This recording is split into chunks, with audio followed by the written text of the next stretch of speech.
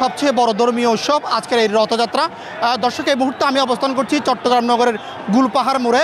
এখানের আজকে রথযাত্রার চিত্রগুলো আমি একটু দেখানোর চেষ্টা করব। তার আগে জানিয়ে রাখি, এই রথযাত্রাটি চট্টগ্রাম গুলপাহাড় মন্দির থেকে শুরু হয়ে চট্টগ্রাম নগরের বিভিন্ন জায়গায় তারা প্রদক্ষিণ করবে। একটু যদি আমি আপনাদেরকে দেখানোর চেষ্টা করছি সেই রথযাত্রা।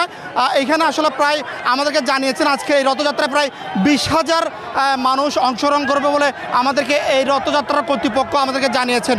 অপরদিকে এখানে চট্টগ্রাম মেট্রোপলিটন পুলিশের একটি টিম রয়েছে, কড়া নিরাপত্তা আমরা লক্ষ্য করেছি। এখানে ট্রাফিক বিভাগের ব্যবস্থা রয়েছে, পাশাপাশি পুলিশ প্রশাসন, ট্রাফিক বিভাগ, ডিবি থেকে আরম্ভ করে প্রত্যেকটি সেক্টরের প্রশাসন রয়েছে, কড়া নিরাপত্তা রয়েছে, যেন কোনো ধরনের অপ্রীতিকর কোনো সংগঠিত না হয়। তো যেমনটি বলছিলাম, এই রথযাত্রাটি গুলপাহাড় থেকে শুরু হয়ে এটি মেহেদিবাগ দিয়ে কাজীরদড়ি মোড় দিয়ে চট্টগ্রাম নগরের বিভিন্ন জায়গায় প্রদক্ষিণ করবেন বলে আমাদেরকে জানিয়েছেন। যেমনটি বলছিলাম, আমরা এখানের রথযাত্রা যারা প্রধান কর্মকর্তা রয়েছে তাদের সাথে আমরা কথা বলেছি।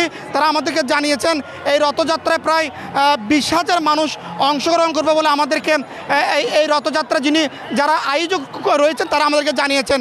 এই রথযাত্রা চট্টগ্রাম মেট্রোপলিটন পুলিশের অধীনে প্রায় 3-4টি টিম রয়েছে। এখানে মেট্রোপলিটন পুলিশের ট্রাফিক বিভাগ থেকে আরম্ভ করে ডিবি পুলিশ প্রশাসন রয়েছে, কড়া নিরাপত্তা রয়েছে। অর্থাৎ কোনো ধরনের অপ্রীতিকর কোনো ঘটনা সংঘটিত হলে তাৎক্ষণিকভাবে আইনগত ব্যবস্থা নেবেন, এমনটি আমাদেরকে জানিয়েছেন। তো দর্শক, আমরা এইখানে যারা অর্থাৎ এই রথযাত্রা যারা আয়োজক রয়েছে তাদের সাথে আমরা কথা বলবো। আমাদের আজকের এই রথযাত্রায় গোপাল মহাশ্মশান পরিচালনার উদ্যোগে প্রায় আমরা করছি 20,000 মানুষের সমাগম হবে। এবং এই রথ এখান থেকে শুরু করে গোপাল মন্দির থেকে শুরু করে এই রথ বিভিন্ন সড়ক প্রদক্ষিণ করে স্টাফ কোয়ার্টার সমাজের একটা মন্দির আছে আমাদের রাধাকৃষ্ণ উপাসনা মন্দিরে গিয়ে ওই বিগ্রহটা ওখানে আমরা 10 দিন পর্যন্ত রাখবো। আসলে এটা হচ্ছে আমাদের সেই কৈলাস থেকে শুরু হয়েছে। আমাদের যে জগন্নাথ তার বোন সুভদ্রাকে নিয়ে এই রথযাত্রাটি শুরু হয়েছে। এটা আসলে অনেক একটা কাহিনী আছে। তো এই রথযাত্রার ধারাবাহিকতায় আমাদের বাংলাদেশের মধ্যেও বহির্বিশ্বের মধ্যে বিভিন্ন জায়গায় হচ্ছে। আমাদের বাংলাদেশের মধ্যে এটা অত্যন্ত জনপ্রিয় একটি আমাদের ধর্মীয় অনুষ্ঠান। এই অনুষ্ঠান আমাদের লক্ষ লক্ষ সনাতনী সমাজ আমরা এই অনুষ্ঠানকে উদযাপন করি। আমাদেরকে বর্তমান সরকার আমাদেরকে যথেষ্ট পরিমাণ সহযোগিতা করেছে। এর মধ্যে আমাদের সাথে পুলিশ প্রশাসনের এবং আমাদেরকে সিটি কর্পোরেশন থেকে শুরু করে আমাদের ট্রাস্টি থেকে শুরু করে বিভিন্ন প্রশাসনের সাথে কথা হয়েছে। সরকার আমাদেরকে নিশ্চিত নিরাপত্তা দিচ্ছে।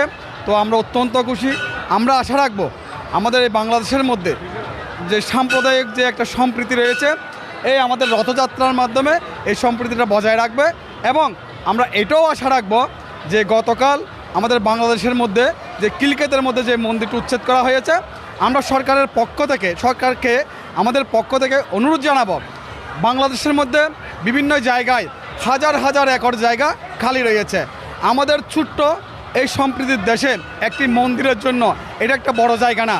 যদি বর্তমান মাননীয় প্রধান উপদেষ্টা সহ অন্য উপদেষ্টারা এটা বিশেষ বিবেচনা করে আমাদেরকে যদি ওই মন্দিরটা ওখানে স্থাপন করার সুযোগ দেন, তাহলে আমি মনে করি বহির্বিশ্বের মধ্যে বাংলাদেশের সাম্প্রদায়িক সম্প্রীতিটা আরও অনেকভাবে স্থাপিত হবে এবং সনাতনী সমাজও আমরা সরকারের কাছে কৃতজ্ঞ থাকবো। সবাই এমন একটা পবিত্র দিনে এসে আমরা এখানে একত্রিত যে ভক্তবৃন্দ একত্রিত হয়েছে, আমরা প্রত্যাশা করি আমরা যে অসাম্প্রদায়িক বাংলাদেশ বিনির্মাণে আমরা কাজ করতেছি।